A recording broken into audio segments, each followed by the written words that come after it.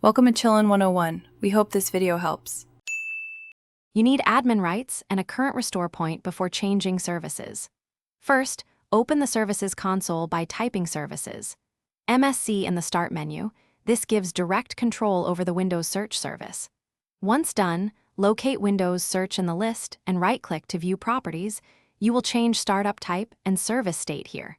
Make sure Windows is up to date because indexer fixes are included in updates, and that you've noted any custom search folders beforehand. With properties open, set startup type to automatic delayed start, so search won't slow boot. This balances performance and availability. Then click Start to activate the service. You should see status change to running within seconds. Next, open indexing options from Control Panel to confirm which folders will be indexed. Add missing folders, or remove irrelevant ones so indexing stays efficient. You do this because the service alone does nothing without content to index, and proper scope improves results and reduces CPU usage.